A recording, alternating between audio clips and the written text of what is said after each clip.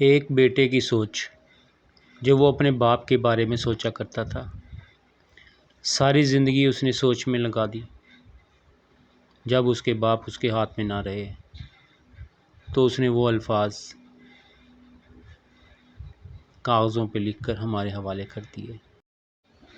غور سے اور احساس کے ساتھ سنیے گا۔ جب میں 4 سال کا تھا، میرے ابو سب سے اچھے تھے۔ جب میں 6 سال کا تھا، لگتا ہے میرے ابو بہت کچھ جانتے ہیں۔ جب میں 10 سال کا تھا، میرے ابو بہت اچھے ہیں، لیکن بس ذرا غصے کے تیز ہیں۔ جب میں 12 سال کا تھا، میرے ابو تب بہت اچھے تھے جب میں چھوٹا تھا۔ جب میں 14 سال کا تھا، لگتا ہے میرے ابو بہت حساس ہو گئے ہیں، بات بات پر غصہ کرنے لگ جاتے ہیں۔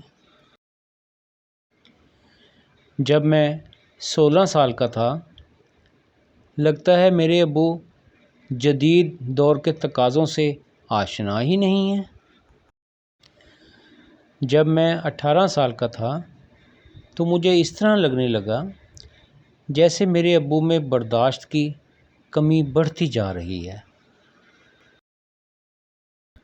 جب میں 20 سال کا تھا، میرے ابو کے ساتھ تو وقت گزارنا بہت ہی مشکل کام ہے۔ پتہ نہیں امی بیچاری کیسے ان کے ساتھ اتنی مدت سے گزارا کر رہی ہیں۔ جب میں 25 سال کا ہوا تو مجھے ایسا لگتا ہے جیسے میرے ابو کو ہر اس چیز پر اعتراض ہے جو میں کرتا ہوں۔ جب میں 30 سال کا تھا، میرے ابو کے ساتھ باہمی رضامندی بہت ہی مشکل کام ہے۔ شاید دادا جان کو بھی ابو سے یہی شکایت ہوتی ہوگی جو مجھے ہے۔ 30 اور 40 سال کے درمیان کا عرصہ بیٹے کی سوچ کو تبدیل کر دیتا ہے۔ جب وہ خود باپ بنتا ہے تو اسے محسوس ہوتا ہے کہ باپ صحیح کیا کرتا تھا۔ اس نے حالات کا مقابلہ کر کر ان کی تربیت کی، ان کے بہتر مستقبل کے لیے جو کچھ اس سے ہو سکتا تھا اس نے کیا۔ جب 40 سال کا بچہ ہو جاتا ہے تو اس کی سوچ کس طرح تبدیل ہوتی ہے، سنیے۔ جب میں 40 سال کا تھا، ابو نے میری پرورش بہت ہی اچھے اصولوں کے ذریعے کی۔ مجھے بھی اپنے بچوں کی پرورش ایسی ہی کرنی چاہیے۔ جب میں 45 سال کا تھا، مجھے حیرت ہے کہ ابو نے ہم سب کو کیسے اتنے اچھے طریقے سے پالا پوسا۔ جب میں 50 سال کا تھا، میرے لیے تو بچوں کی تربیت بہت ہی مشکل کام ہے۔ پتہ نہیں ابو ہماری تعلیم و تربیت اور پرورش میں کتنی اذیت سے گزرے ہوں گے۔ جب میں 55 سال کا تھا تو میں اکثر سوچتا تھا میرے ابو بہت دانا اور دور اندیش تھے اور انہوں نے ہماری پرورش اور تعلیم و تربیت کے لیے بہت ہی زبردست منصوبہ بندی کی تھی۔ جب میں 60 سال کا تھا، مجھے ایسا لگتا ہے جیسے میرے ابو سب سے اچھے ہیں۔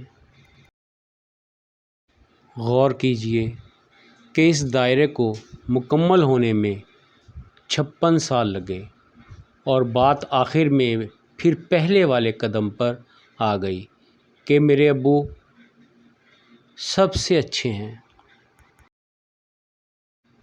آئیے ہم اپنے والدین سے بہتر سلوک کریں، ان کے سامنے اف تک نہ کریں، ان کی خوب خدمت کریں اور ان سے بہت سا پیار کریں قبل اس کے کہ بہت دیر ہو جائے۔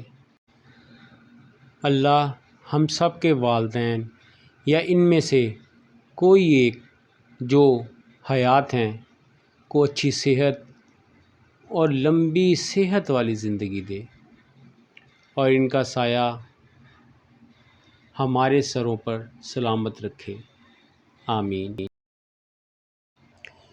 جن کے والدین اس دنیا سے رخصت ہو چکے ہیں، اللہ تبارک و تعالیٰ ان سب کی قبر کو کھلا کرے اور انہیں جنت سے ایک ایک کھڑکی کھول دے اور انہیں بغیر حساب کتاب جنت الفردوس عطا فرمائے، آمین۔